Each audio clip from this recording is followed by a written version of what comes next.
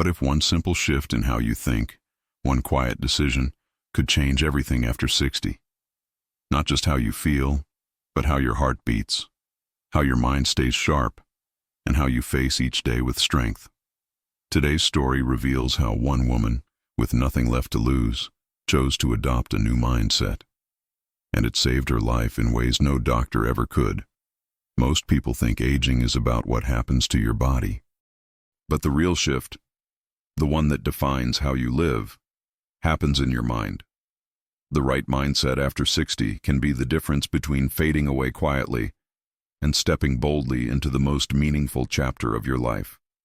This is the story of how one woman rewired her entire future with one powerful choice. Helen never thought silence could feel this loud. At 67, the house was quieter than ever. Her husband, Robert, had passed away 2 years earlier. Her daughter lived in another city, busy with work and kids. The phone rang less, and when it did, it was usually a reminder for a doctor's appointment or a marketing call she didn't want to answer. For a long time, she tried to fill the space with routines. She cleaned rooms that were already clean. She watered plants that weren't thirsty. She sat by the window watching neighbors she no longer knew walk their dogs. But inside, something was dimming. She had always been a strong woman.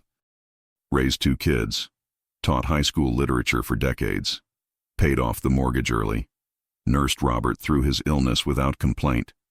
But now, she couldn't seem to find the reason to get out of bed. She wasn't sick, not physically, but she wasn't okay either. One morning, after yet another night of restless sleep and heavy thoughts, she stood in front of the bathroom mirror and didn't recognize herself. There was the same gray hair, the same lines around her eyes. But behind her gaze, there was nothing. No spark. She walked to the kitchen, poured coffee, and sat down. She stared at her cup like it might offer answers. Then, almost by accident, she reached for the dusty notebook on the counter. A gift her granddaughter had given her months ago. On the first page it said in bright letters, "A new way of seeing." She'd laughed when she got it. "I've seen enough," she had said back then. But today, she opened it. And inside was a single sentence written by her granddaughter in looping handwriting. "Your thoughts shape your world. Maybe it's time to shape your thoughts." Helen read it once, then again, and then she closed the notebook, placed it back on the counter, and whispered to no one, "What world?" But the words stayed with her, all day, and into the night. Even as she lay in bed, eyes open in the dark. What if? She had been waiting for the world to change, when the real change had to start inside. The next morning, Helen woke up a little earlier than usual, not because she had somewhere to go, but because she felt curious. She walked past the kitchen, past the living room, and returned to that notebook. She opened it. The sentence stared back at her. "Your thoughts shape your world. Maybe it's time to shape your thoughts." She turned to a blank page. The pen hovered above the paper, uncertain. What could she even write? Then, after a pause, she scribbled, "I'm tired of feeling invisible." There it was, honest, sharp, painful. She closed the notebook, almost ashamed, but something in her felt released. That afternoon, she walked to the small bookstore downtown, a place she hadn't visited in years. Inside, a young man behind the counter smiled. "Can I help you?" Helen opened her mouth to say no. But instead she said, "Do you have anything on mindset, thought patterns?" The young man blinked, then grinned. He handed her a worn paperback titled, "The Choice is Yours." Back home, she made tea, sat in her favorite armchair, and started reading. The book talked about fixed versus growth mindsets, about how many people, especially as they age, begin to believe life has already happened to them, as if nothing new can emerge. Helen felt like the pages were speaking directly to her. One passage said, "When we stop believing change is possible, we stop participating in life. But mindset is not what happens to you, it's how you choose to meet what happens." She put the book down and stared out the window. Maybe she couldn't bring Robert back. Maybe her daughter would always be far away. Maybe her knees would always ache in the cold. But maybe, just maybe, she could still choose how she met each day. That evening she opened the notebook again. Today, I chose to look for something new. I chose to believe I'm not done yet. It wasn't dramatic, but it was different. Over the next few weeks, Helen kept showing up. Some days she wrote angry words, frustration, sadness, loneliness.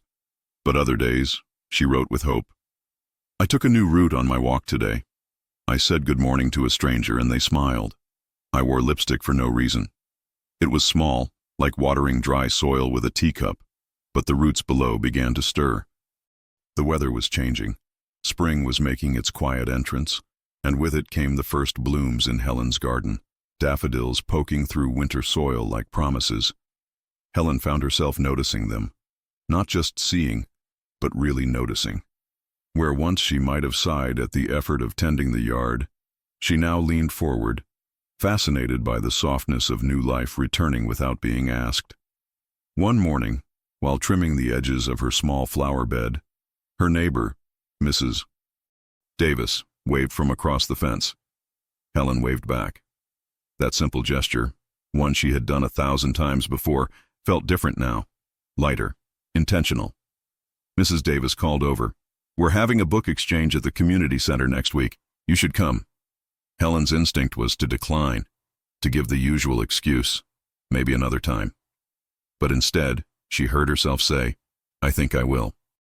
That Saturday, she put on her nicest blouse, added a touch of blush to her cheeks, and walked to the center with a tote bag full of books she hadn't touched in years.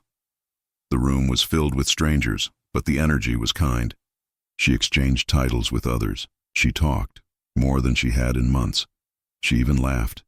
Not politely, but the kind of laughter that warms your chest. When she returned home, her steps felt lighter. She sat in her chair, opened her notebook, and wrote, "I belong." I just forgot for a while. The weeks that followed moved like gentle waves. Helen joined a weekly poetry circle. She walked every morning, not for exercise, but to greet the day. She called her daughter just to chat, not to remind, not to ask, but simply to connect. Something had shifted. She began to speak to herself differently. Not, "I'm too old for this," but, "Why not now?" Not, "This doesn't matter," but, "Maybe this is enough." She wasn't pretending. She wasn't masking pain with false positivity. She was choosing to live differently, because her thoughts were different. Then came her next doctor's appointment. Her blood pressure had dropped. Her heart rate had steadied. Her sleep had improved. Her doctor raised an eyebrow. "What have you been doing?" he asked, flipping through the charts. Helen smiled and said, "I changed my mind." He chuckled. "Well, whatever you changed, it's working." And it was, not just medically, but in her soul. She no longer feared the long days alone. She didn't dread birthdays or avoid mirrors. She no longer looked to the past for identity.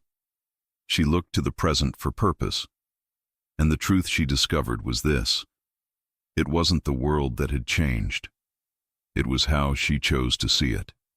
It had been almost a year since Helen had picked up that notebook. In her kitchen drawer, she now kept 3 of them, each one filled with thoughts, observations, moments of doubt, and moments of joy. And one day, as she flipped through the first one, she paused at that old sentence, "I'm tired of feeling invisible." She touched the words gently, almost in disbelief. It was like reading something written by another person, someone she loved, someone she had carried through darkness. But that Helen was gone. Not erased, honored, transformed. One morning she met Claire. Claire was 72, newly widowed, and carried sadness like a weight across her shoulders. They met by chance in the park.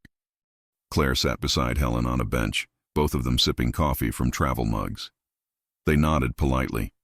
Then quietly, naturally, they began to talk. Claire spoke of the loneliness, of the emptiness that arrived when the casserole dishes stopped coming and the phone calls grew fewer, of how hard it was to get out of bed when the world felt so heavy. Helen listened. Not to fix, just to be there. Then, she reached into her bag and pulled out her latest notebook. "I don't know if this helps," she said, But this changed everything for me. Claire flipped through the pages, silent. Her eyes scanned sentences like, "Today I am not who I was, and that's a good thing. I don't wait for peace anymore, I create it. I still have something to give, and someone needs it."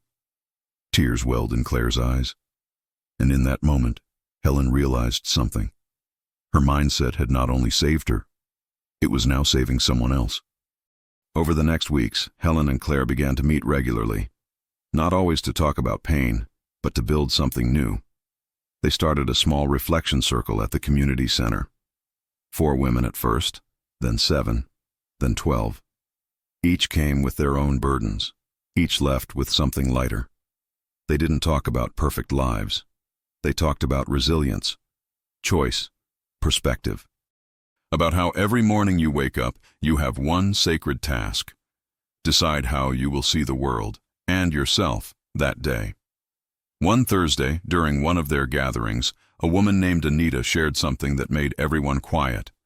"I lost my husband, I lost my son, I lost my health, but I only lost myself when I stopped believing my thoughts could be my own." No one responded right away. They didn't need to, because the room itself had shifted, like a heart opening, quietly. Helen watched the women around her, some smiling, some wiping tears, all of them choosing to live, in their own way, again. By the time Helen turned 69, something had changed permanently. She still had her aches and pains. She still lived alone in the same modest house. She still missed Robert every single day, but she no longer felt like her life was something behind her, something she was slowly moving away from. No. Now, life felt like something she was stepping into, moment by moment, breath by breath. There were no grand events, no applause, no medals, just small, sacred victories. A neighbor who began waving to her every morning. A granddaughter who sent her voice notes just to say, "I love you." A new woman at the reflection circle who said, "You gave me permission to begin again." Helen didn't feel young. She felt something better. She felt awake. And in that awakening, she found her peace. She still had bad days. Days when the weight of the past pulled at her heart. But now she didn't run from those moments. She sat with them. She breathed through them. And she reminded herself, this too is part of being alive. On the last page of her most recent notebook, she wrote a message to herself. One she hoped her family would read someday. "I didn't get younger. I got freer. I didn't get faster. I got gentler. I didn't go back. I went deeper. And in the end, it wasn't the world that changed. It was the way I chose to meet it." And with that, Helen's story is complete. She didn't escape aging. She embraced it with a new mindset, one that healed, connected, and quietly, powerfully saved her life. Now take a moment, just one quiet moment. What thought are you carrying today that might be shaping your world without you realizing it? Is it kind? Is it helpful? Or is it holding you back? Right now, write down one belief you're ready to release, and one you're ready to embrace. You don't have to fix your whole life today. Just shift your thinking, even a little, and your entire world can begin to change. You have more power than you think, and your next chapter is still being written. Mindset is not magic. It's a choice, one that we make again and again, especially after 60, when the world starts expecting us to slow down, to shrink, to disappear. But what if we did the opposite? What if we expanded, softened, deepened? What if we stopped asking, "What's left for me?" and started asking, "What can still grow through me?" Helen's story isn't about becoming someone new. It's about returning to the strength that was always inside her, the strength that's inside you too. You're not done. You're not too late. And you're certainly not too old. With one new thought, you can begin again. Thank you for spending this time with me. If this story touched your heart, share it with someone who needs hope. And remember, your mindset is a garden, and every day is a chance to plant something beautiful. Stay kind, stay open, and never stop becoming.